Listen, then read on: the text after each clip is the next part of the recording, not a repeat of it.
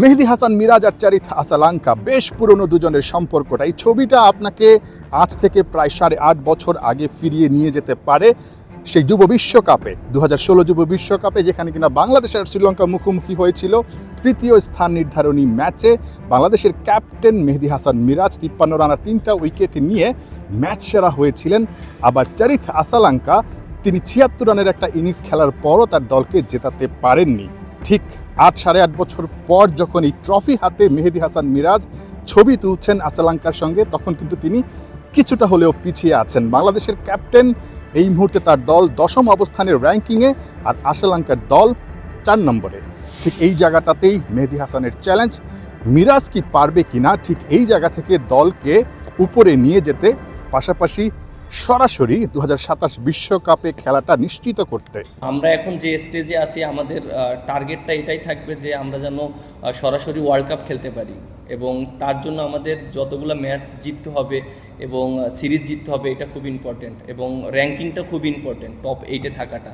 So আমাদের আপনি যেটা বললেন, হ্যাঁ অবশ্যই এই সিরিজটা অনেক ইম্পর্টেন্ট, এবং ইম্পর্টেন্ট চিন্তা করে যদি আমরা প্রেশার নিয়ে ফেলি এটাও ডিফিকাল্ট। প্রত্যেকটা ম্যাচ বাই ম্যাচ আমরা চেষ্টা করব। আপনি যেটা বলেন ডিফিকাল্ট সময়, যেটা আমি সবসময় দেখেন যে আমি যে পজিশনে ব্যাটিং করি সবসময় কিন্তু প্রেশার সিচুয়েশনে ব্যাটিংটা করি, এবং বোলিংটাও কিন্তু প্রেশার সিচুয়েশনে করতে হয়।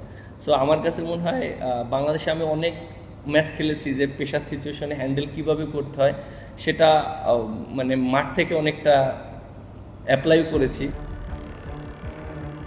হ্যালো, এবার কি 4 নম্বর ইনশাল্লাহ নাকি? তাওহিদ হৃদয় সবশেষ যেই আইসিসি চ্যাম্পিয়ন্স ট্রফি, সেখানে 4 নম্বরে ব্যাট করে ভারতের বিপক্ষে একটা সেঞ্চুরি হাঁকিয়েছিলেন। সেই ম্যাচটায় আবার মাহমুদুল্লাহ রিয়াদ, মুশফিকুর রহিম দুজনই ছিলেন, কিন্তু তাদের যুগটা শেষ, অর্থাৎ পঞ্চপাণ্ডবের দিন শেষ। মাহমুদুল্লাহ রিয়াদ এবং মুশফিকুর রহিম দুজনই কিন্তু অবসরে গেছেন। ঠিক এই জায়গাতেই বাংলাদেশ দলের জন্য একটা চ্যালেঞ্জ, তাদের জায়গাটা আসলে কারা নেবেন। ব্যাটিং পজিশনে মেহেদী হাসান মিরাজ এবং লিটন দাস, এই দুজন অভিজ্ঞ, তাদের জায়গাটা কি আসলে সেই জায়গাটাতেই হবে? তারা অনেক ইম্পর্টেন্ট প্লেয়ার ছিল টিমের জন্য।